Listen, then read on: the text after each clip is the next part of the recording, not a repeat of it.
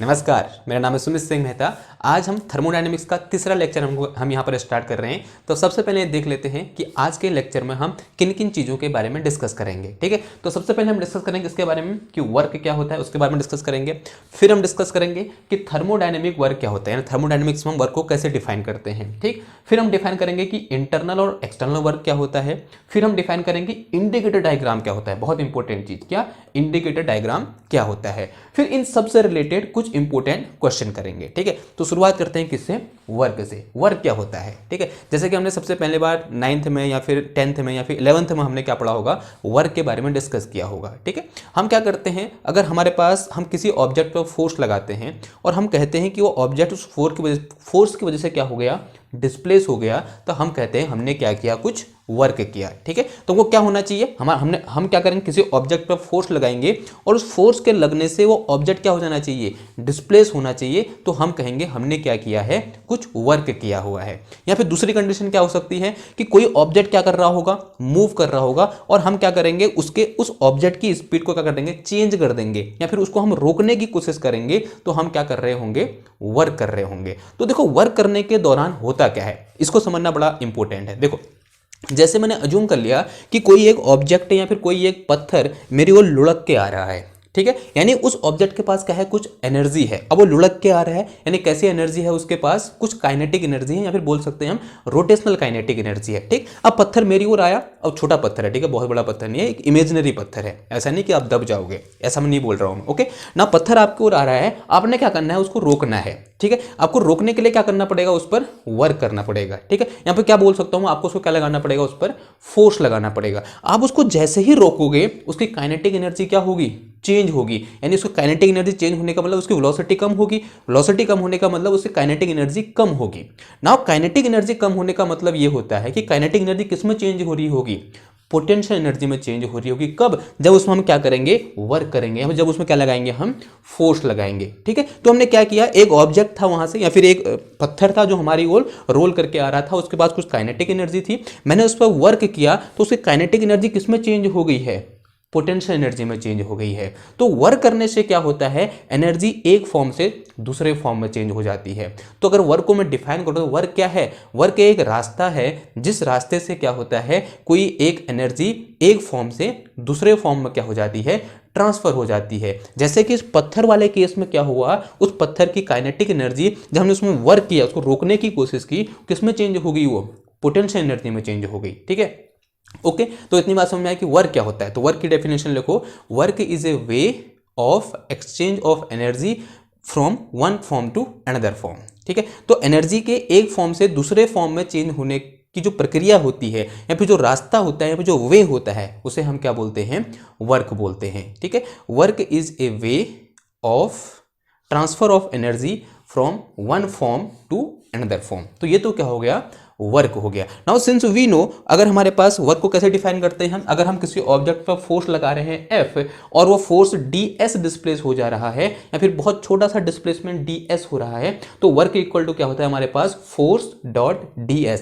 या फिर फोर्स और डिस्प्लेसमेंट का जो डॉट प्रोडक्ट होता है किसके बराबर होता है, वर्क के बराबर होता है, हमने 11th में पढ़ा था। तो since we know W equal to W, यानी वर्क इक्वल टू क्या होता है हमारे पास, फोर्स, F क्या है यहाँ पर, फोर्स है, इनटू डॉट, ये कितना हो गया यहाँ पर, ds क्या है हमारे पास, बहुत ही छोटा सा डिस्प्लेसमेंट है। अगर ये डिस्प्लेसमेंट बहुत छोटा है तो ये जो हमारा वर्क होगा ये भी क्या होगा, बहुत छोटा होगा। अगर डिस्प्लेसमेंट जीरो होगा तो वर्क भी कितना हो जाएगा, जीरो हो जाएगा। तो यहाँ पर फोर्स लग रहा है, लेकिन अगर डिस्प्लेसमेंट जीरो है तो वर्क भी कितना हो जाएगा, जीरो हो जाएगा। जैसे बचपन में हमारे जो अध्यापक थे उनको बताते थे कि आप स्कूल जाते हो, स्कूल से घर आते हो, आपका काम जीरो है, आपका वर्क जीरो है। ऐसा क्यों कहते थे वो, देखो हम घर से निकले, स्कूल गए, स्कूल से फिर घर आए, ठीक है, लेकिन हमने क्या किया, क्या डिस्प्लेसमेंट किया, हम जिस पॉइंट में पहले थे उसी पॉइंट में वापस आ गए, तो हमारा डिस्प्लेसमेंट जीरो हो गया। ठीक। तो यहां पर अगर डिस्प्लेसमेंट जीरो है तो वर्क भी कितना हो जाएगा, जीरो हो जाएगा। ओके, तो अगर हम किसी ऑब्जेक्ट पर फोर्स लगा रहे हैं और वो डिस्प्लेस नहीं हो रही है तब भी वर्क डन कितना होगा, जीरो होगा। तो वर्क होने के लिए कंडीशन क्या है कि डिस्प्लेसमेंट कुछ ना कुछ होना चाहिए। और यहां पर कितना डिस्प्लेसमेंट हो रहा है, बहुत छोटा सा डिस्प्लेसमेंट ds हो रहा है। और इस ds डिस्प्लेस कौन कर रहा है, ये फोर्स कर रहा है। तो इस फोर्स के द्वारा किया गया वर्क किसके बराबर होगा, इन दोनों के डॉट प्रोडक्ट के बराबर होगा। और वो वर्क मैंने कितना बोल दिया, एक बहुत छोटा सा काम, एक बहुत छोटा सा वर्क dw बोल दिया। ठीक है, तो इसे क्या बोल दो, सम इक्वेशन नंबर 1 बोल दो। ये तो क्या हो गया, वर्क हो गया और वर्क की डेफिनेशन होगी और ये उसका मैथमेटिकल फॉर्मूला हो गया। नाउ अब बात करते हैं कि थर्मोडायनेमिक वर्क क्या होता है। देखो, अब थर्मोडायनेमिक्स हमने सिस्टम पढ़ा, थर्मोडायनेमिक सिस्टम के बारे में पढ़ा था। तो हम या तो क्या कर सकते हैं, या तो सिस्टम वर्क कर रहा होगा या फिर सराउंडिंग वर्क कर रहा होगा। तो इस तरीके से हम सोच सकते हैं। ठीक है, तो जो थर्मोडायनेमिक्स में तो वर्क होगा वो कहाँ होगा, सिस्टम में होगा। ठीक है, तो हम सिस्टम की बात करेंगे। यहाँ पर हम एक ऑब्जेक्ट या फिर एक कार या बस की बात नहीं करेंगे। जैसे हम वहाँ क्या करते थे, जब मैकेनिक्स में वर्क निकालते थे हम बोलते थे एक कार जा रही है या एक इंसान जा रहा है या फिर एक इंसान एक पत्थर को उठा रहा है, ऐसी बातें करते थे। लेकिन हम यहाँ पर थर्मोडायनेमिक्स से किसकी बात करेंगे, एक थर्मोडायनेमिक सिस्टम की बात करेंगे। उस सिस्टम में जो वर्क हो रहा होगा उसको डिफाइन करने की कोशिश करेंगे। ठीक है, तो थर्मोडायनेमिक्स में हमारे पास दो टाइप के वर्क होते हैं। कौन कौन से, एक होता है हमारे पास कौन सा, इंटरनल वर्क, और दूसरा होता है हमारे पास एक्सटर्नल वर्क। ठीक है, तो थर्मोडायनेमिक वर्क कितने टाइप के होते हैं, दो टाइप के होते हैं, एक इंटरनल वर्क और दूसरा कौन सा होता है, एक्सटर्नल वर्क होता है। वन बाय वन समझते हैं कि इंटरनल वर्क क्या होता है और एक्सटर्नल वर्क क्या होता है। हिंट डालो इंटरनल वर्क। ठीक है, हिंट डालो internal work, internal work. Okay ना, जैसे कि हमने डिस्कस किया, अगर हम थर्मोडायनेमिक वर्क की बात करेंगे या फिर इंटरनल वर्क की बात करेंगे तो हम पहले क्या अज्यूम करेंगे, हमारे पास क्या है, एक कोई सिस्टम है। मैंने अज्यूम कर लिया कि मेरे पास क्या है, कोई एक सिस्टम है। ओके, मैंने अज्यूम कर लिया कि ये क्या है, कोई एक सिलेंडर है। ओके ना, अब इस सिलेंडर में मैंने क्या अज्यूम कर लिया, कोई गैस भर दी, मैंने क्या भर दी है, कोई गैस भर दी है इस तरीके से। ठीक है, और ये गैस के क्या है, छोटे छोटे एटम है। और यहाँ क्या लगा दिया, पिस्टन लगा दिया ताकि ये गैस क्या ना हो, बाहर ना जाए। ओके, कुछ इस तरीके से ना, ये पिस्टन लगा रखा है हमने, यानी गैस बाहर नहीं जा रही है। और ये क्या है, मेरे पास एक यहाँ पर सिलेंडर है और यहाँ क्या भरी हुई है, गैस भरी हुई है। अगर हम रियल गैस की बात करते हैं, फिर वास्तविक गैस की बात करते हैं, हम जानते हैं गैस का हर एटम दूसरे एटम में क्या लगाता है, अट्रैक्शन का फोर्स लगाता है।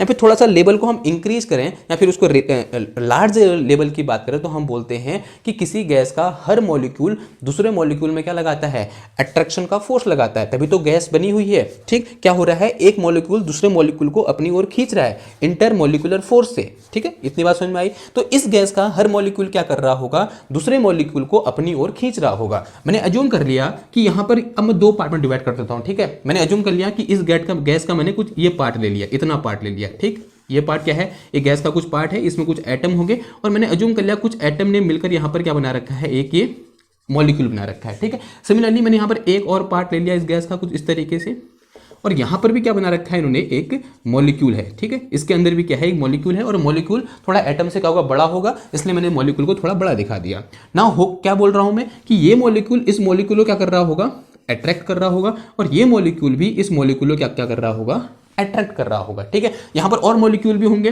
मैंने अज्यूम कर लिया एक मॉलिक्यूल कहीं यहाँ है, तो ये मॉलिक्यूल इस मॉलिक्यूल को क्या कर रहा होगा, अट्रैक्ट कर रहा होगा, और ये मॉलिक्यूल इस मॉलिक्यूल को क्या कर रहा होगा, अट्रैक्ट कर रहा होगा। नाउ अब देखो, अब मैं कुछ ऐसा बोल रहा हूं कि हमारी गैस क्या हो रही है, एक्सपेंड हो रही है। क्या हो रही है, हमारी गैस एक्सपेंड हो रही है। और जैसे ही एक्सपेंड होगी तो अब इन दोनों के बीच क्या लग रहा है, कुछ इंटरमोलिकुलर फोर्स लग रहा है। तो क्या होगा, इस फोर्स के अपोजिट वर्क होगा कुछ, यानी क्या क्या कह सकते हैं हम कि ये ऑब्जेक्ट, सॉरी ये पार्ट इस पार्ट पर क्या लगाया, कुछ फोर्स लगाएगा, तभी तो क्या होंगे, ये एक दूसरे से दूर जाएंगे। एक्सपेंड होने का मतलब क्या हुआ कि ये मॉलिक्यूल इस मॉलिक्यूल से दूर जा रहा है। ओके, तो अगर दूर जाना है इन दोनों को, क्या करना पड़ेगा, इन दोनों के बीच लगने वाला जो इंटरमोलिकुलर फोर्स है उसके अपोजिट क्या करना पड़ेगा, कुछ वर्क करना पड़ेगा। ठीक, तो मैं यहां पर ये बोल सकता हूं कि अगर ये पार्ट, ये वाला जो पार्ट है, इससे इस पार्ट से दूर जाना चाहता है, ये वाला पार्ट इस पार्ट से अगर दूर जाना चाहता है तो उसे क्या करना पड़ेगा, इस पार्ट को इस पार्ट पर वर्क करना पड़ेगा। ठीक है, इस पार्ट को इस पार्ट पर वर्क करना पड़ेगा, और इस टाइप का वर्क क्या कहलाता है, इंटरनल वर्क कहलाता है। क्यों कहलाया इंटरनल वर्क, क्योंकि ये सिस्टम के कहां हो रहा है, अंदर हो रहा है, यानी सिस्टम का एक पार्ट दूसरे पार्ट पर वर्क कर रहा है। अगर मैं इस पूरे को पार्ट 1 बोल दूं, ये क्या है मेरे पास, इस सिस्टम का पार्ट 1 है, और ये जो है क्या है, सिस्टम का पार्ट 2 है, तो ये क्या हो रहा है, ये पार्ट 1 पार्ट 2 पर वर्क कर रहा है। क्यों कर रहा है वर्क? क्योंकि ये दूर जाना चाहता है उसे। और दूर क्यों जा रहा है? क्योंकि हम बोल रहे हैं हमारी गैस क्या हो रही है, एक्सपेंड हो रही है। ठीक है, तो अगर ये यहां से दूर जाना चाहता है तो क्या करना पड़ेगा, इस पार्ट 1 को पार्ट 2 पर वर्क करना पड़ेगा। और ये वर्क कहां हो रहा है, उस सिस्टम के इंटरनल पार्ट में हो रहा है। तो इस टाइप के वर्क को हम क्या बोल देते हैं, इंटरनल वर्क बोल देते हैं। तो इंटरनल वर्क की डेफिनेशन क्या हो जाएगी, when one part of system done work in another part of system, then this type of work is known as internal work। तो यहां पे इसकी डेफिनेशन लिख दो। नाउ ये तो क्या होगा, हमारा इंटरनल वर्क हो गया। नाउ अब डिस्कस करते हैं सेकंड टाइप का जो वर्क है वो क्या होता है हमारे पास, एक्सटर्नल वर्क। तो हिंट डालिए, एक्सटर्नल वर्क, एक्सटर्नल वर्क। ठीक है, नाउ एक्सटर्नल वर्क ये भी कैसा वर्क है, थर्मोडायनेमिक वर्क है। तो थर्मोडायनेमिक वर्क के लिए हमको सबसे पहले क्या चाहिए, एक सिस्टम चाहिए। ठीक है, तो मैं अज्यूम कर लेता हूं कि मेरे पास क्या है, यहाँ पर एक सिस्टम है। ओके, सिस्टम कहने का मतलब मैंने अज्यूम कर लिया कि मेरे पास क्या है, ये गैस का सिलेंडर है और इस गैस के सिलेंडर में क्या भरी हुई है, गैस भरी हुई है। ये क्या भरी हुई है, गैस भरी हुई है। और मैंने यहाँ पर क्या लगा दिया है, एक पिस्टन लगा दिया है ताकि ये गैस बाहर ना जाए। ओके, ये क्या है, मेरे पास कोई एक पिस्टन है। नाउ इस पिस्टन के ऊपर मैंने एक हैंडल भी लगा दिया ताकि मैं इस पिस्टन को आगे पीछे खिसका सकूं। क्या कर सकूं, इस पिस्टन को मैं आगे पीछे खिसका सकूं, इसलिए मैंने यहाँ पर क्या लगा दिया है, इस पिस्टन में एक हैंडल लगा दिया। ये क्या है, पिस्टन, और इसके अंदर क्या है, कोई गैस है। ये चीज क्या है, गैस।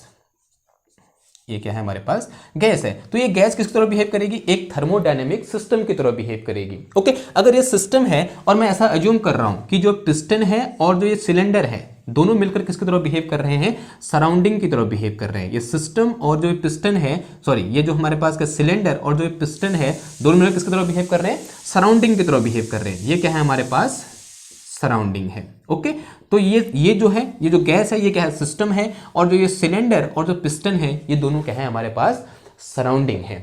नाउ अब एक्सटर्नल वर्क क्या होता है, एक्सटर्नल वर्क को हम कुछ इस तरीके से डिफाइन करते हैं, जब या तो वर्क कहां हो, सिस्टम में हो, या फिर वर्क सिस्टम के द्वारा हो, किस पर, सराउंडिंग पर। देखो उसको कैसे डिफाइन करें, ध्यान सुनना, या तो सराउंडिंग सिस्टम पर वर्क करे या फिर सिस्टम सराउंडिंग पर वर्क करे।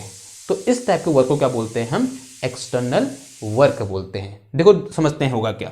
नाउ मैं अज्यूम कर रहा हूं कि मैंने इस पिस्टन को पकड़ा इस तरीके से और मैं उसको क्या कर रहा हूं, कंप्रेस कर रहा हूं। यानी वर्क कौन कर रहा है, मैं कर रहा हूं। और किस पर कर रहा हूं, गैस पर कर रहा हूं। गैस क्या है, सिस्टम है। यानी किस टाइप का वर्क हो रहा है भी मेरे द्वारा, एक्सटर्नल वर्क हो रहा है। तो इस केस में क्या होगा, देखो कुछ ऐसा हो सकता है, ये मेरे पास क्या है, सिस्टम था। ओके, मैंने इस पिस्टन को पकड़ा, इसको मैंने क्या किया, कंप्रेस किया नीचे को। ठीक है, क्या किया, कंप्रेस किया। तो कंप्रेस करूंगा तो इसकी इनिशियल पोजीशन ये है, मैंने अज्यूम कर लिया कंप्रेस करने के बाद पिस्टन कुछ यहां पहुंच गया है। ठीक है, इस तरीके से। ओके, तो गैस क्या हो गई है, कंप्रेस हो गई है। ऑब्वियसली बात है, इसका प्रेशर, टेम्परेचर, वॉल्यूम में क्या आ गया, कुछ चेंज आ गया। कितना चेंज आया अभी उसके डिस्कस हम नहीं कर रहे हैं। तो पिस्टन क्या हुआ, कंप्रेस हुआ, यानी इसमें क्या हुआ, कुछ डिस्प्लेसमेंट हुआ। और डिस्प्लेसमेंट कब हुआ, जब हमने यहां से क्या लगाया है, कुछ प्रेशर बोल सकता हूं या फिर कुछ फोर्स लगाया है, तब इसमें क्या हुआ है, डिस्प्लेसमेंट हुआ है। तो यानी यहां पर क्या हुआ है, कुछ वर्क हुआ है। और इस टाइप के वर्क कहां से हुआ, वर्क एक्सटर्नली वर्क हुआ। तो इस टाइप के वर्क को हम क्या बोल देंगे, एक्सटर्नल वर्क बोल देंगे। और इस टाइम पर वर्क कहां हो रहा है, सिस्टम पर हो रहा है। यानी कहां, on the system, on system. इस टाइम पर वर्क ऑन सिस्टम, ये क्या हुआ, वर्क ऑन सिस्टम हुआ।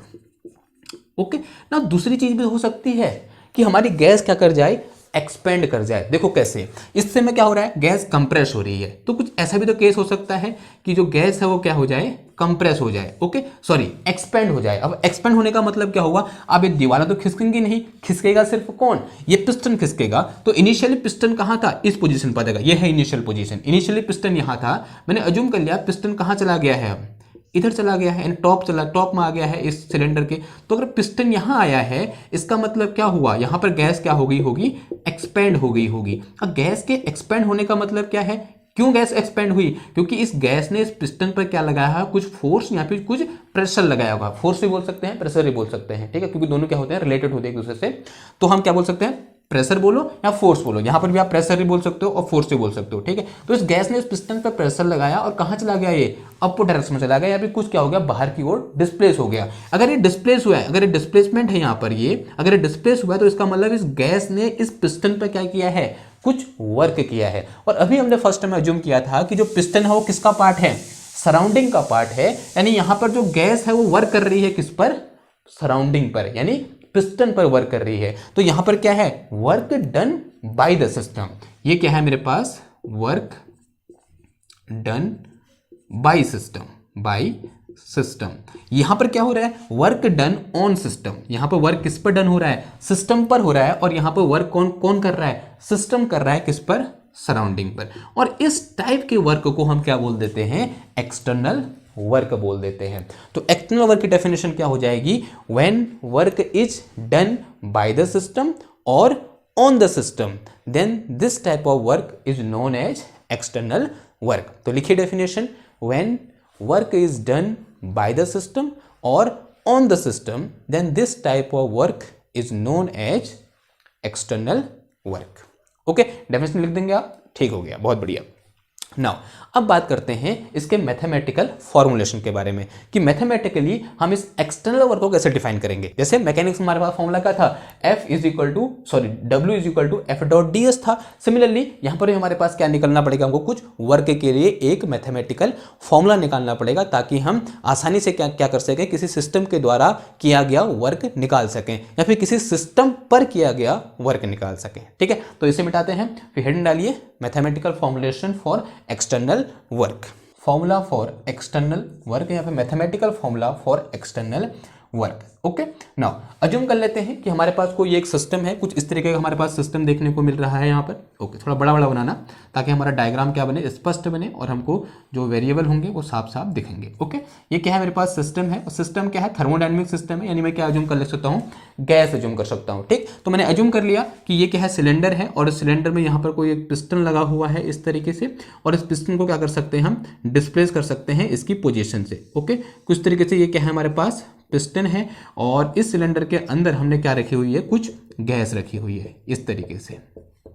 ओके, ये क्या है, गैस है, गैस को हम इसे डॉट डॉट करके दिखा सकते हैं। ओके, ये रिप्रेजेंटेशन होता है किसका, गैस का। ये चीज क्या है मेरे पास, यहाँ पर पिस्टन है, ये क्या है हमारे पास पिस्टन, और ये पिस्टन किसकी तरह बिहेव कर रहा है, सराउंडिंग की तरह बिहेव कर रहा है। और ये क्या है मेरे पास सिलेंडर है और ये भी किसकी तरह बिहेव कर रहा है, हमारे पास सराउंडिंग की तरह बिहेव कर रहा है। ये क्या है, सिलेंडर है। ठीक है, और ये क्या है मेरे पास, इसके अंदर कुछ गैस है, मैंने अज्यूम कर लिया कि कोई भी गैस हो सकती है। ओके, ये क्या है हमारे पास, गैस है। नाउ अब हमको क्या करना है, वर्क करना है। तो अज्यूम कर लेते हैं कि ये सिस्टम क्या कर रहा है, अभी एक्सपेंड कर रहा है। तो एक्सपेंड कब करेगा सिस्टम, अब ये वॉल तो क्या है, फिक्स है, ये तो एक्सपेंड करेंगे नहीं। तो यहां पर सिर्फ डिस्प्लेसमेंट किसमें देखने को मिलेगा, हमको पिस्टन पर देखने को मिलेगा। यानी हम कुछ ऐसा अज्यूम कर रहे हैं कि वर्क कौन कर रहा है, सिस्टम कर रहा है, किस पर, सराउंडिंग पर। ये वाला केस ले रहे हैं। ठीक, तो यहां पर क्या होगा, ये मैं अज्यूम कर लेता हूं कि ये गैस का जो प्रेशर है वो क्या है, कांस्टेंट है, और वो इस पिस्टन पर कितना प्रेशर लगा रही है, पी प्रेशर लगा रही है। इस पिस्टन पर कितना प्रेशर लगा रही है ये गैस, पी प्रेशर लगा रही है। और मैं ऐसा अज्यूम कर रहा हूं कि इस पिस्टन का जो सरफेस एरिया है, देखो अब सिलेंडर तो ऐसे होगा ना, ऐसे होगा सिलेंडर, तो उसके ऊपर जो हमने पिस्टन लगा रखा है उसका ये सरफेस एरिया, इसको ध्यान से देखना, ये जो सरफेस एरिया है, मैं अज्यूम कर लेता हूं कि सरफेस एरिया कितना है, ए है। कितना है इसका सरफेस एरिया, ए है। यहां पर लिख रहा है, ये मैं इधर लिख देता हूं। ठीक, ये सरफेस एरिया कितना अज्यूम कर लिया, तो पिस्टन रहने दो। ठीक, ये क्या है, पिस्टन है। हाँ, इसका सरफेस एरिया कितना अज्यूम कर लिया मैंने, ए अज्यूम कर लिया है। ओके, ना अब ये क्या करेगा, इसमें प्रेशर लगाएगा, तो प्रेशर लगने से क्या होगा, ये पिस्टन कुछ क्या होगा, डिस्प्लेस होगा। मैं अज्यूम कर रहा हूं कि ये पिस्टन कितना डिस्प्लेस हो गया है, कुछ स्मॉल डिस्प्लेसमेंट डी एक्स क्या हो गया, डिस्प्लेस हो गया। ओके, तो पिस्टन मैंने अज्यूम कर लिया यहां से कहां चला गया है, इधर चला गया है। क्यों गया इधर, क्योंकि गैस ने क्या लगाया, इसमें कुछ प्रेशर लगाया, और इस प्रेशर की वजह से इसका जो डिस्प्लेसमेंट है वो कितना हो गया, यहां से यहां तक मैंने अज्यूम कर लिया वो डिस्प्लेसमेंट कितना है, स्मॉल डिस्प्लेसमेंट डी एस है। ठीक, ना डी एस डिस्प्लेस करने में इस जो यहां पर हमारे पास क्या गैस है, इसने क्या किया, कुछ वर्क किया। और किस पर वर्क किया है, पिस्टन पर वर्क किया है, या फिर बोल सकते हैं सराउंडिंग पर वर्क किया है। तो अगर मैं यहां से क्या निकालूं, अगर मैं पहले यहां पर जो पैरामीटर है वो लिख लूं, तो क्या है मेरे पास, जो प्रेशर है वो क्या है, सो पी है, वो क्या है मेरे पास, constant pressure of gas, constant pressure of gas है। और जो ए है वो क्या है मेरे पास, एरिया ऑफ पिस्टन है, या सरफेस एरिया ऑफ पिस्टन है मेरे पास। ठीक है, और जो हमारे पास डी एस है वो क्या है हमारे पास, small displacement, small displacement in piston. जो पिस्टन का क्या है, जो स्मॉल डिस्प्लेसमेंट है वो कितना है मेरे पास, डी एस है। ओके, ना इतनी चीज दे रखी है। देन अगर मैं यहां से क्या निकालूं, देन वर्क डन निकालूं, क्या निकालूं, वर्क डन। ठीक है ना, अभी हमने इक्वेशन 1 लिखी थी, from equation number 1 work done D W equal to क्या होता है हमारे पास एफ डॉट डी एस होता है, यानी small work D W is equal to F dot D S. अगर डी एस यहाँ पर डिस्प्लेसमेंट हो रहा है तो डी एस डिस्प्लेस करने में जो कितना वर्क होगा, डी डब्ल्यू वर्क होगा, और किसके बराबर होगा, एफ डॉट डी एस के बराबर होगा। लेकिन यहां पर तो क्या लग रहा है, प्रेशर लग रहा है, तो उसको कैसे मॉडिफाई करेंगे, say it is some equation number 1। Since we know pressure equal to क्या होता है हमारे पास, फोर्स पर यूनिट एरिया। क्या होता है, pressure equal to force per unit area, यानी एफ अपॉन ए होता है। ठीक है, प्रेशर इक्वल टू क्या होता है, फोर्स पर यूनिट एरिया, यानी एकांक क्षेत्रफल में लगने वाला जो बल होता है उसे हम क्या बोलते हैं, प्रेशर बोलते हैं। ठीक, तो F upon A equal to क्या हो जाएगा हमारे पास यहाँ पर प्रेशर हो जाएगा। इसकी यूनिट क्या हो जाएगी यहाँ से बता सकते हो आप, न्यूटन पर मीटर स्क्वायर। एक और यूनिट है इसकी क्या, पास्कल भी बोलते हैं। ठीक है, क्योंकि सबसे मैंने पास्कल ने इसको बताया था, तो इसका एक और नाम होता है क्या इसकी यूनिट का, पास्कल, या क्या होती है न्यूटन पर मीटर स्क्वायर। तो यहाँ से मेरे पास एफ इज इक्वल टू कितना आ जाएगा मेरे पास, पी ए आ जाएगा, यानी pressure into surface area equal to कितना हो जाएगा, एफ के बराबर हो जाएगा। नाउ यहाँ से इसको यहाँ से उठा कहाँ पुट कर दो, इक्वेशन 2 पुट कर दो। नाउ इक्वेशन 2 क्या बन जाएगा हमारे पास, देखो D W is equal to कितना आ गया मेरे पास, एफ की जगह क्या पुट कर देंगे, पी इंटू ए, और इंटू कितना आ गया यहाँ पर, डी एस आ गया। ठीक है, पी इंटू ए इंटू डी एस। ओके ना, अब यहाँ पर एक चीज और, यहाँ पर हमने वेक्टर लिख रखा है, लेकिन देखो अब ये क्या है, प्रेशर की डायरेक्शन है, तो यही किसकी डायरेक्शन होगी, फोर्स की डायरेक्शन होगी। और यही क्या है, डिस्प्लेसमेंट की डायरेक्शन, डिस्प्लेसमेंट किस डायरेक्शन में है, इस डायरेक्शन में है, और फोर्स भी इसी डायरेक्शन में है। इन दोनों के बीच का एंगल कितना है, 0 है। और हम जानते हैं इन दोनों का डॉट प्रोडक्ट किसका होगा, F D S into cos 0, क्योंकि थीटा कितना है, 0 है, तो कॉस 0 कितना होता है, 1 होता है। तो यहाँ पे वेक्टर हटाऊंगा और सीधे ऐसे स्केलर टर्म में लिख दूंगा। ठीक है, तो यहाँ पर क्या कर दिया हमने, जो यहाँ पर स्केलर प्रोडक्ट जो डॉट प्रोडक्ट है उसको एक्सपेंड कर दिया है, यानी F D S into cos theta. Theta की जगह कितना है, 0। थीटा क्या होता है, angle between force and D S, और फोर्स और डी एस के बीच का एंगल कितना है यहाँ पर, 0 है। तो कितना आ जाएगा यहाँ पर, सिंपल से एफ डी एस आ जाएगा, और एफ की जगह पुट कर दिया हमने पी ए इंटू कितना आ गया, डी एस आ गया। इतनी बात क्लियर हुई ना। अब ये क्या है मेरे पास, surface area multiply by displacement. अब देखो यहां से यहां तक ये जो सरफेस एरिया है, ये surface area multiply by this distance, thickness भी बोल सकता हूं उसको मैं। ठीक है, अब देखो इतना ना, ये क्या है मेरे पास, थिकनेस है, और ये थिकनेस किसके बराबर है, यानी इतना वॉल्यूम क्या हो गया है, चेंज हो गया है। ऐसा भी तो बोल सकता हूं मैं कि इतना वॉल्यूम, ये जो यहां पर वॉल्यूम है, इतना वॉल्यूम इस गैस का चेंज हो गया, और ये जो पार्ट होगा किसके बराबर होगा, इसका surface area multiply by thickness.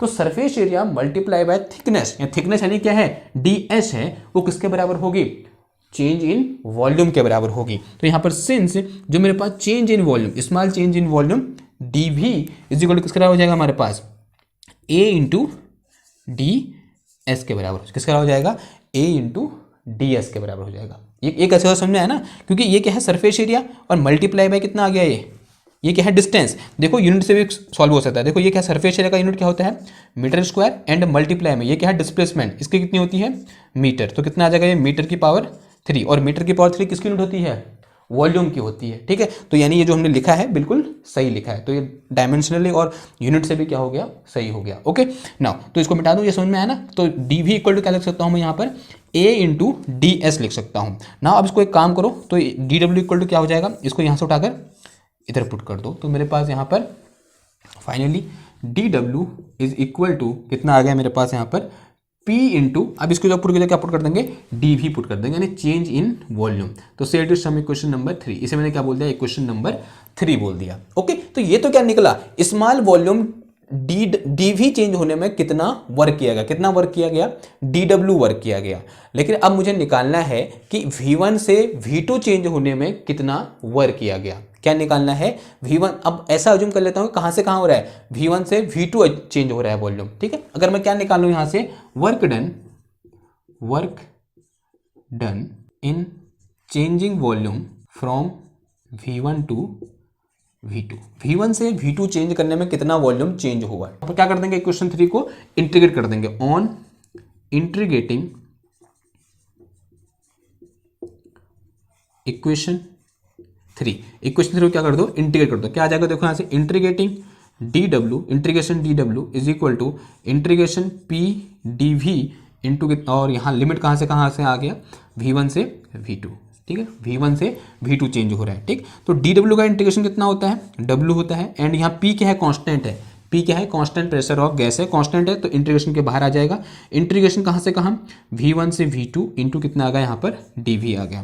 तो यहाँ से W इज इक्वल टू कितना का, P तो ऐसे ही रहा, as dV का इंटीग्रेशन कितना हो जाएगा, V हो जाएगा, एंड लिमिट कहाँ से कहाँ जाएगी मेरे पास, V1 से V2 आ जाएगी। पहले क्या पुट करेंगे, अपर लिमिट, फिर क्या पुट करेंगे, लोअर लिमिट। तो यहाँ से P इज इक्वल टू कितना आ जाएगा मेरे पास यहाँ पर, V2 माइनस V1 आ जाएगा। तो ये क्या निकल गया मेरे पास, वर्क डन निकल गया। आप इतना भी सॉल्व कर सकते हो, और कहीं कहीं पर बुक वाले उसको यहीं पर क्या कर देते हैं, फिनिश कर देते हैं। तो या तो ये लिखो या ये लिखो, दोनों एक ही बात। ये तो क्या हुआ, सॉल्व करने के बाद हुआ, ये क्या हुआ, बिना सॉल्व किए हुआ। तो क्या हो गया, वर्क डन इक्वल टू कितना आ गया हमारे पास, तो work done in thermodynamic system या थर्मोडायनेमिक प्रोसेस, तो work done is equal to, तो W इक्वल टू कितना आ गया हमारे पास, P इंटीग्रेशन V1 से V2 इंटू कितना आ गया, dV आ गया। तो ये क्या निकल के आ गया मेरे पास, वर्क डन निकल के आ गया है। ठीक है, जहां V1 और V2 क्या है, कोई फाइनाइट चेंज इन वॉल्यूम है। पहले कितना था, V1 था, फिर कितना हो गया, V2 हो गया। और dV क्या है, स्मॉल चेंज है। और dV स्मॉल चेंज कब आया, जब हमने कितना डिस्प्लेस किया, पिस्टन को ds डिस्प्लेस किया। ठीक है, इतनी बात क्लियर हुई। तो ये क्या हो गया हमारे पास, वर्क डन हो गया। और कैसा वर्क डन हुआ है, एक्सटर्नल वर्क डन बोल सकते हैं उसको। ठीक है, कैसा बोल सकते हैं, एक्सटर्नल वर्क डन। ओके, तो ये तो क्या हो गया हमारा, एक्सटर्नल वर्क डन हो गया ना। अब बात करते हैं किसकी, इंडिकेटर डायग्राम की। ठीक है, तो इंडिकेटर डायग्राम भी इसी से रिलेटेड है, लेकिन लग नहीं रहा है नाम से ना, तो हिंट डालो इंडिकेटर डायग्राम। और इसे याद रखो, सेट दिस हम इक्वेशन नंबर 4, इसे क्या बोल देंगे हम, इक्वेशन नंबर 4 बोल देंगे। हिंट डालिए इंडिकेटर डायग्राम। उससे पहले मुझे ये मिटाना पड़ेगा, इसे मिटा देते हैं, फिर देखते हैं कि इंडिकेटर डायग्राम क्या होता है। Indicator diagram, indicator diagram is a simple graph between pressure and volume. ठीक है, किसी सिस्टम, किसी थर्मोडायनेमिक सिस्टम के प्रेशर और वॉल्यूम के बीच का जो ग्राफ होता है, उसे हम क्या बोलते हैं, इंडिकेटर डायग्राम बोलते हैं। तो इसका दूसरा नाम है, एक और बोलते हैं क्या, PV ग्राफ। इसे हम कभी कभी क्या बोल देते हैं, PV ग्राफ भी बोल देते हैं। तो जो इंडिकेटर डायग्राम है वो क्या होता है, it is just graph between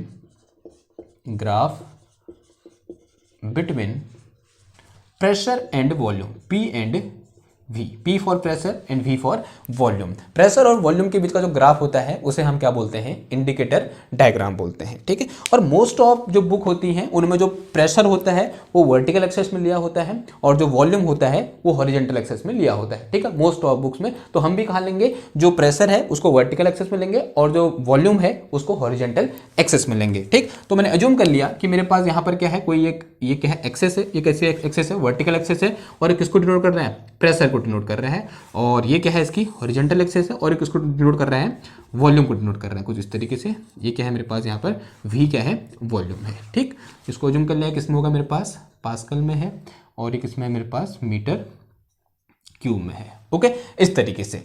now अब देखो, नाउ अब मैं अज्यूम कर रहा हूं कि किसी एक टाइम पर कोई एक प्रोसेस हो रही है। ठीक है, और उस प्रोसेस की जो प्रेशर और वॉल्यूम है कुछ इस तरीके से है। ठीक है, किसी एक कोई पॉइंट A है मेरे पास, और मैंने अज्यूम कर लिया इस पॉइंट A पर जो प्रेशर है वो कितना है, P1 है, और जो वॉल्यूम है वो कितना है मेरे पास, V1 है। तो ये किसको दिखा रहा है इधर पे, वॉल्यूम कितना है, V1, और प्रेशर कितना है, P1 है।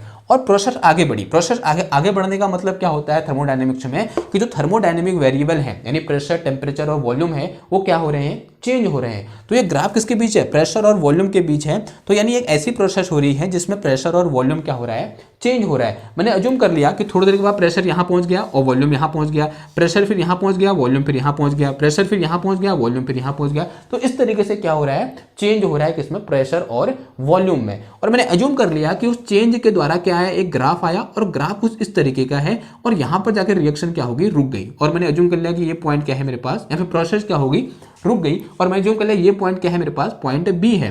और इस पॉइंट B पर जो मेरे पास प्रेशर है वो कितना अज्यूम कर लिया मैंने, P2 अज्यूम कर लिया, और जो वॉल्यूम है कितना अज्यूम कर लिया मैंने, V2 अज्यूम कर लिया। ठीक है, तो यहां पर ये वॉल्यूम क्या अज्यूम कर लिया मैंने, V2 अज्यूम कर लिया।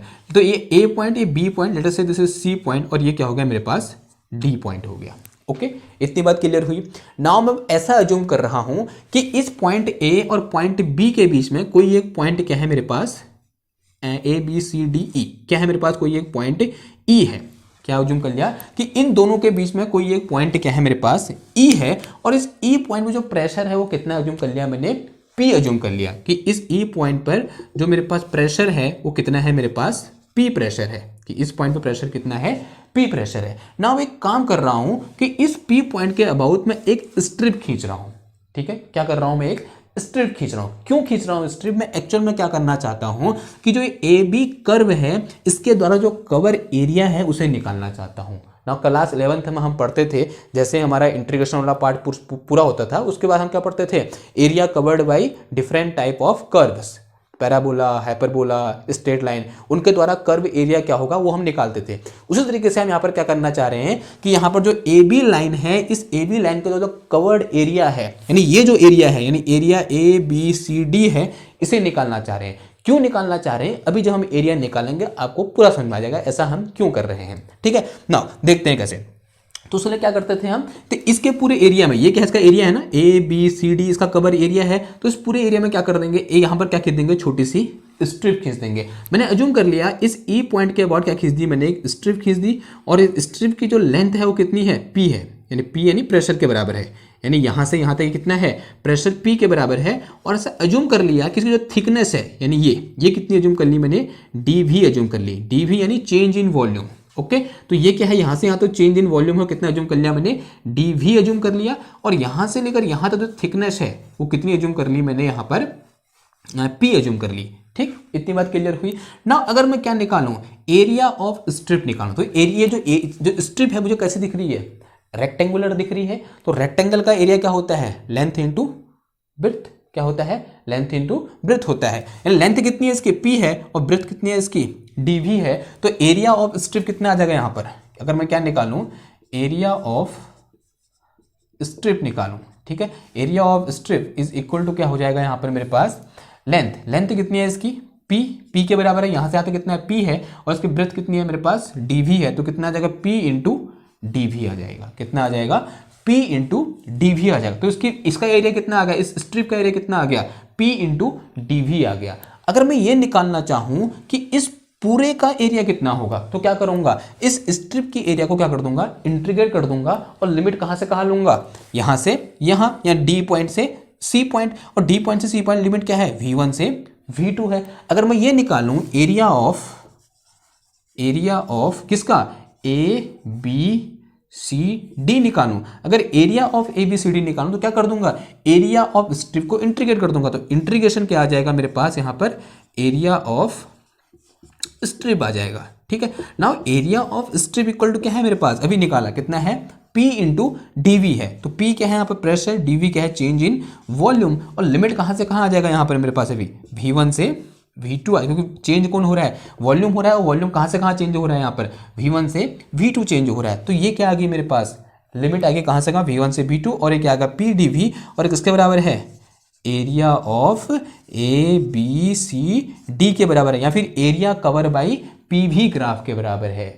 एक बार देखो इसको, किसके बराबर है ये, इक्वेशन 4 को देखो, इक्वेशन 4 को देखो, फिर इसे देखो। देखो इक्वेशन 4 में पी बाहर ले रखा है, कोई फर्क नहीं पड़ता है, ये पी हम बाहर भी ले सकते हैं। देखो ये पी क्या है, कांस्टेंट है, इसको इंटीग्रेशन के बाहर भी ले सकते हैं। इक्वेशन 4 को देखो और इसे देखो, सेट इक्वेशन नंबर 5। तो इक्वेशन 4 और 5 से हमको क्या पता चल रहा है, हमको पता चल रहा है कि किसी इंडिकेटर डायग्राम के अंदर जो कवर एरिया होता है वो किसके बराबर होता है, वर्क डन के बराबर होता है, या फिर एक्सटर्नल वर्क डन के बराबर होता है। तो हम यहां से क्या लिख देंगे, यहां से हम लिख देंगे वर्क डन या फिर external work done is equal to किसके बराबर होगा, एरिया अंडर या area cover by P V graph. किसके बराबर जाएगा, area covered by P V graph या फिर इंडिकेटर डायग्राम। जो पी वी ग्राफ के द्वारा एरिया कवर होता है वो किसके बराबर होता है, एक्सटर्नल वर्क के बराबर होता है।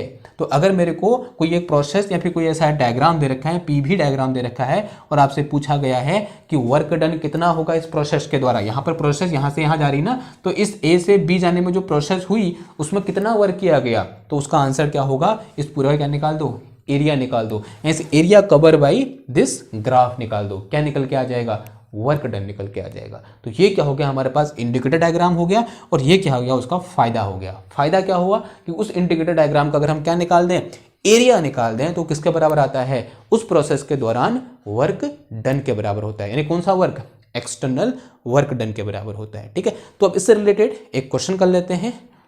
अब इसे नोट करिए, फिर हम इसे मिटाते हैं, फिर हम क्वेश्चन देखेंगे। Okay, question number 1। ठीक है, तो हमको क्या दे रखा है, एक इंडिकेटर डायग्राम दे रखा है। इंडिकेटर डायग्राम का मतलब क्या हुआ, graph between pressure and volume दे रखा है। कुछ इस तरीके का हमको देखने को मिल रखा है। ये क्या है मेरे पास, वर्टिकल एक्सेस में प्रेशर, हॉरिजॉन्टल एक्सेस में क्या है हमारे पास वॉल्यूम है। और यहाँ पर जो प्रेशर है उसकी यूनिट क्या है मेरे पास, किलो पास्कल है। और यहाँ पर जो हमारे पास वॉल्यूम है वो किस में दे रखा है, मेरे को लीटर में दे रखा है। किस में दे रखा है, लीटर में दे रखा है। इनिशियली कोई एक सिस्टम इस पॉइंट ए पर था, यानी उसकी जो प्रेशर थी मैंने अज्यूम कर लिया कितना था वो 20, सॉरी यहाँ नहीं अज्यूम कर, कुछ इस तरीके से अज्यूम कर लेते हैं कि इनिशियली वो कहाँ था, कहीं इस पॉइंट पर था। मैंने अज्यूम कर लिया ये पॉइंट क्या है मेरे पास, ए पॉइंट है। और यहाँ पर उसका जो प्रेशर था वो मैंने अज्यूम कर लिया कितना था, 20 था, यानी 20 क्या, किलो पास्कल था। ठीक है ना। और वॉल्यूम मैंने कितना अज्यूम कर लिया उसका, यहाँ पर ये अज्यूम कर लिया मैंने कितना था उसका, 10 लीटर था। कितना था वॉल्यूम, 10 लीटर था। उसके बाद कुछ प्रोसेस हुई, और प्रोसेस होने के बाद कुछ इस टाइप ग्राफ देखने को मिला मुझे, और प्रोसेस होते हुए और फाइनल पॉइंट मुझे यहाँ पर बी पॉइंट देखने को मिला। कुछ इस तरीके से क्या हो रखी है, प्रोसेस हो रखी है। ठीक है ना। अज्यूम कर लिया कि इस बी पॉइंट पर जो हमारे पास क्या है प्रेशर है वो कितना अज्यूम कर लिया मैंने, 10 किलो पास्कल अज्यूम कर लिया। और इसका जो वॉल्यूम है वो कितना अज्यूम कर लिया मैंने, 4 लीटर अज्यूम कर लिया है। ठीक है, हमें फाइंड करना है कि इस प्रोसेस के दौरान कितना वर्क डन किया गया। यानी वर्क डन क्या करना है हमको, work done A to B, यानी इस प्रोसेस के ए से बी आने में कितना वर्क किया गया है। यहाँ प्रेशर के P1 से P2 होने में, 20 से इतना किलो पास्कल होने में, या फिर वॉल्यूम के 10 से 4 लीटर होने में कितना वर्क किया गया, यह मुझे क्या करना है, फाइंड करना है। जैसे कि थोड़ी देर पहले डिस्कस किया कि अगर हम वर्क डन निकालना तो क्या कर देंगे, इस जो हमारे पास यहाँ पीवी ग्राफ है इसके द्वारा कवर एरिया निकाल देंगे, तो क्या निकल जाएगा, वर्क डन निकल जाएगा। देखो अब अज्यूम कर लो थोड़ी देर के लिए, ये क्या है मेरे पास यहाँ पर V1 है, और ये क्या है मेरे पास V2 है, और ये क्या है मेरे पास यहाँ पर P1 है ये, और ये क्या है मेरे पास यहाँ पर P2 है। ऐसा अज्यूम कर लिया। ठीक है, pressure 1 pressure 2 volume 1 volume 2 assume कर लिया ना। अब मुझे क्या एरिया निकालना है, ए बी, इसे मैंने क्या बोल दिया, सी बोल दिया, और इसे मैंने क्या बोल दिया, डी बोल दिया। तो मुझे क्या निकालना है, area of A B C D निकालना है। क्या निकालना है मेरे को, area of A B C D निकाल, क्योंकि ये किसके बराबर होगा, वर्क डन के बराबर होगा। ये वर्क ए से बी यानी वर्क किसके बराबर होगा, area of A B C D के बराबर होगा ना। अब क्या कर रहा हूं मैं, इस डायग्राम को दो बार में तोड़ दे रहा हूं। देखो अगर मैं यहाँ से परपेंडिकुलर खींच दूं इस ए डी पर, इस बी पॉइंट से परपेंडिकुलर खींच दिया ए डी पर, तो मैंने इसे बोल दिया क्या, point A B C D E बोल दिया। ठीक ना। अब ये क्या है, ट्रायंगल है, और ये क्या है मेरे पास, रेक्टेंगल है। और मैं इन दोनों पहले ट्रायंगल का एरिया निकाल दूंगा, फिर रेक्टेंगल का एरिया निकाल दूंगा, दोनों को ऐड कर दूंगा, तो किसका एरिया आ जाएगा, area of A B C D आ जाएगा। ठीक है, तो निकाल दें। तो area of A B C D equal to कितना हो जाएगा मेरे पास, एरिया ऑफ ट्रायंगल क्या, बी ए ई का एरिया, फिर प्लस एरिया ऑफ रेक्टेंगल किसका, बी ई, फिर क्या है हमारे पास डी, फिर क्या है हमारे पास सी, इसका एरिया। ओके, तो निकाल देंगे एरिया फटाफट। तो इसका एरिया क्या हो जाएगा बताओ, क्या होता है ट्रायंगल का area, 1/2 base multiply by height. तो कितना होता है यहाँ पर 1/2, बेस कितना है इसका मेरे पास, BE है, और इसकी हाइट कितनी है मेरे पास यहाँ पर EA है, कितनी है, EA है। एंड फिर प्लस एरिया ऑफ रेक्टेंगल क्या होता है हमारे पास, लेंथ इनटू ब्रेथ होता है। तो लेंथ कितनी है इसकी, BE है, और फिर मल्टीप्लाई में कितना आ गया हमारे पास यहाँ पर, हाइट कितनी है इसकी, या फिर लेंथ कितनी होगी, BE होगी, और फिर ब्रेथ कितनी है मेरे पास, BC है। कितनी है मेरे पास, BC है। देखो दोनों ओर से BE कॉमन है, तो BE कॉमन ले लो, तो कितना आ गया, BE तो कॉमन आ गया, अंदर कितना बच गया देखो, 1/2 इंटू EA, फिर प्लस का कितना आ गया मेरे पास यहाँ पर BC आ गया। ओके, इतनी बात क्लियर हुई ना। अब इनकी वैल्यू देखो, अब ये क्या है मेरे पास यहाँ पर BE है, तो BE किसके बराबर होगा। अब यहाँ से अगर मैं इसको 0 जूम करूँ, तो 0 से यहाँ D तक की वैल्यू कितनी है, V2 है, और 0 से C तक की वैल्यू कितनी है, V1 है। तो ये वैल्यू कितनी आ जाएगी मेरे पास, V2 माइनस V1 आ जाएगी। ठीक है, सिमिलरली ये जो EA है वो कितना हो जाएगा मेरे पास, यहाँ से यहाँ तक कितना है, P1 है, और यहाँ से यहाँ तक कितना है, P2 है। तो कितना आ जाएगा मेरे पास, P2 माइनस P1 आ जाएगा, और यहाँ से यहाँ तक ये कितना आ जाएगा मेरे पास, यहाँ पर सिंपल सी बात है, कितना आ जाएगा, P1 आ जाएगा। ओके, इतनी बात क्लियर हुई ना। वैल्यू पुट कर, देखो सबकी वैल्यू निकाल दी हमने। BE की वैल्यू कितनी है मेरे पास यहाँ पर, V2 माइनस V1 है, फिर मल्टीप्लाई में 1/2 EA की वैल्यू कितनी है मेरे पास, P1 minus sorry P2 minus P1 है, P2 माइनस P1 है। फिर BC की वैल्यू कितनी है मेरे पास, BC कहाँ है, BC की वैल्यू कितनी है मेरे पास, P1 है। ओके, नाउ ब्रैकेट क्लोज, कितना आ गया देखो यहाँ से V2 minus V1 and in multiply कितना आ गया यहाँ पर 1/2 P2 माइनस 1/2 P1 प्लस का कितना आ गया यहाँ पर P1 आ गया। देखो सॉल्व करो इसको, कितना आ जाएगा ये V2 minus V1 and multiply में 1/2 P1 एंड फिर कितना आ गया माइनस का 1/2 P1 प्लस का 1/2 P1 कितना आ गया प्लस का 1/2 P1।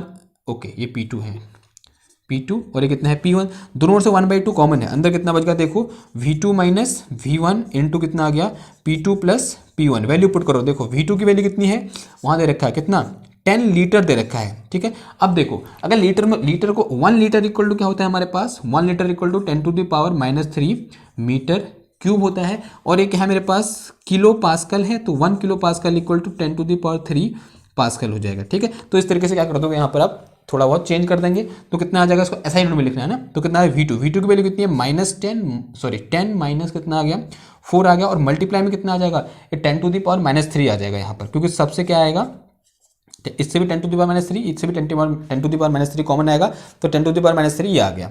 एंड मल्टीप्लाई में P1 की वैल्यू कितनी है हमारे पास यहाँ पर P2 की वैल्यू कितनी है 20 है, फिर प्लस कितना है 10 है, और यहाँ से भी दोनों से कितना कॉमन आएगा 10⁻³ कॉमन आएगा। ठीक है, कितना आ गया 10⁻³ कॉमन आ गया, तो इससे ये वाला टर्म क्या हो जाएगा कैंसिल आउट हो जाएगा, तो कितना आ जाएगा यहाँ पर 1/2 मल्टीप्लाई में ये कितना हो गया यहाँ पर 6 हो गया, एंड मल्टीप्लाई बाई ये कितना हो गया मेरे पास 30 हो गया, and this will be equal to, इससे ये 3 बार कैंसिल हो गया, तो कितना आ गया 3 9 कितना आ गया 90, और ये क्या निकल रखा है वर्क निकल रखा है। ठीक है, वर्क यानी एरिया ऑफ ABCD किसके बराबर होगा, ये वर्क कहाँ से कहाँ जाने में, A से B जाने में जो वर्क है किसका होगा 90 जूल के बराबर होगा, क्योंकि जो वर्क की यूनिट होती है क्या होती है जूल होती है। तो कितना आ गया यहाँ पर 90 जूल, ये क्या आ गया हमारे पास आंसर आ गया। ठीक, तो ये क्या होगा एक क्वेश्चन हो गया। एक और क्वेश्चन देख लेते हैं, इसमें अच्छा है और इंपॉर्टेंट भी है। ओके, इसमें डाल लेते हैं।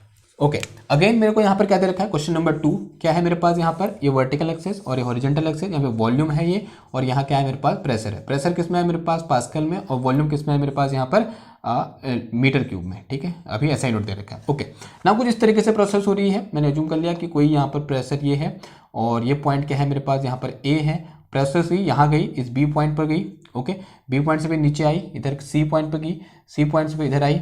ठीक है, मैंने तो D पॉइंट पर आई, फिर D से कहाँ गई इस A में आ गई। ओके, इस तरीके से क्या हो रही है कुछ प्रोसेस हो रही है, और अज्यूम कर लिया कि ये क्या है प्रेशर है यहाँ पर, और प्रेशर कितना अज्यूम कर लिया मैंने 4 अज्यूम कर लिया, और यहाँ पर मैंने प्रेशर कितना अज्यूम कर लिया 4 नहीं कितना अज्यूम कर लो इसको यहाँ पर 6 अज्यूम कर लो, और यहाँ कितना अज्यूम कर लिया मैंने 4 अज्यूम कर लिया, और यहाँ जो वॉल्यूम है मैंने अज्यूम कर लिया कितना है ये 3 है, और यहाँ जो वॉल्यूम है वो कितना अज्यूम कर लिया मैंने 5 है, 5 मीटर क्यूब, और यहाँ कितना है 3 मीटर क्यूब है। और हमको निकालना है कि इस प्रोसेस के दौरान यानी A से B, फिर B से C, फिर C से D, फिर D से A जाने में कितना वर्क किया गया ना। अब यहाँ पर इससे पहले जो केस था उसमें क्या था, वो ओपन कर्व था, क्लोज नहीं हो रहा था, लेकिन यहाँ पर क्या हो रहा है क्लोज हो रहा है, तो इसके द्वारा कवर एरिया यानी ABCD के द्वारा कवर एरिया कौन सा हुआ, ये वाला हुआ, यानी इसने क्या बनाया है यहाँ पर एक रेक्टेंगल बनाया है, तो ये जो एरिया होगा वो किसके बराबर होगा, वर्क डन के बराबर होगा। तो अगर मैं यहाँ से क्या निकालूं work done A to B, B to C, C to D, फिर D to A, this will be equal to area of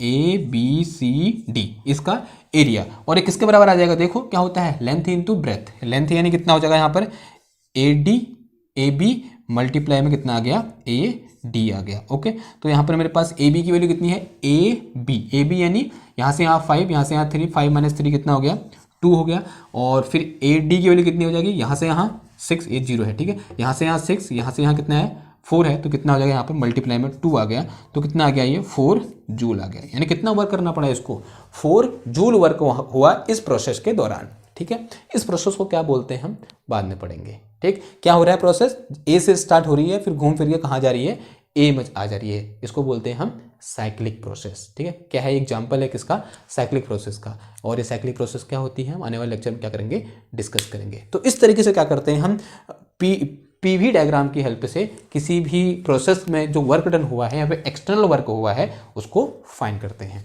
ठीक, तो मिलते हैं आपसे मैं अगले लेक्चर में लेक्चर नंबर 4 के साथ। तो तब तक थैंक यू, धन्यवाद, and please like share and subscribe. Thank you.